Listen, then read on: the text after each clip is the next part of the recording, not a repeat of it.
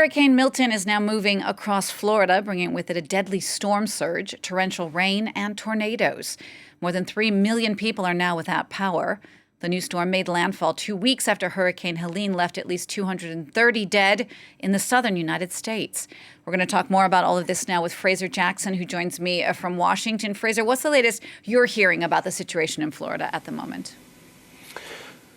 Well, the center of the storm is now making its way off the east coast of Florida into the Atlantic, and there is a bit of a sigh of relief this morning that the impact of this hurricane, the second in as many weeks, was not as bad as initially predicted, although the devastating effects, of course, still affecting many across the state of Florida. 3 million people are without power this morning. An unprecedented 70% of those in the area in Tampa, the Tampa Bay area, have been left without power. And now water rescues really can get underway, now that damage crews can get out and assess the damage and, fell trees to get into access roads. But at the moment, authorities are still asking people who are sheltering in place to remain in place until that damage assessment can be done. There was a massive amount of rainfall across Florida last night around Tampa. Around 6 months worth of rain fell in the space of just a few hours. There are still places that are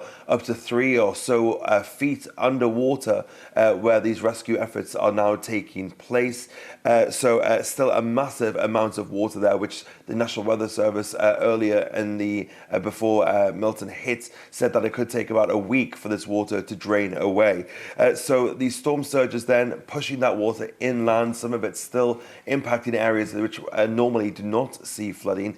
So it is still a very real and present danger as well. We're also learning that there have been multiple fatalities in St. Lucie County, which is north of Palm Beach, which is on the eastern coast of Florida. That happening yesterday on Wednesday as a tornado ripped through that part of the state as the outer band of Milton made its way across before landfall.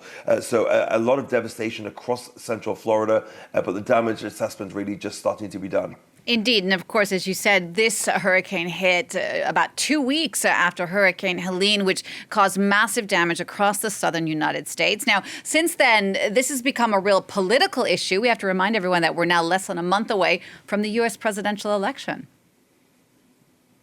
Yeah, the political storm going along with the real storm here in the United States, and that is because there's been a lot of misinformation being spread on social media and disinformation as well. A lot of it, in the words of Joe Biden, being led by Donald Trump. He has been stating numerous falsehoods about the FEMA disaster agency, which has been overseeing the federal level response to these disasters, and spreading misinformation about the amount of money that people can get from FEMA, spreading misinformation about the fact that money for FEMA was redirected to help deal with the migrant cause. That is something which has been proven not to be true, but something that was true under his tenure in 2018. And also misinformation about FEMA confiscating people's property. This has been a bit of a tit-for-tat thing going on in the media, and it has angered both local officials, a lot of whom are Republicans,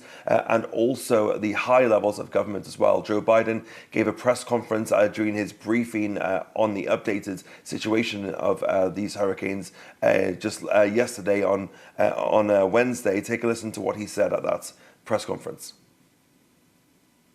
Well, the last few weeks, there's been a reckless, irresponsible, and relentless promotion of disinformation and outright lies that are disturbing people.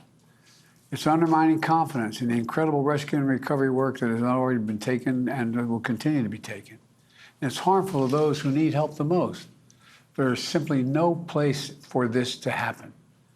Former President Trump has led the onslaught of lies. Assertions have been made that property is being confiscated. That's simply not true. So Joe Biden calling it un-American as well, and Joe Biden says that the government will be with these people in Florida for as long as their needs as long as their needs suffice and as long as their needs are met.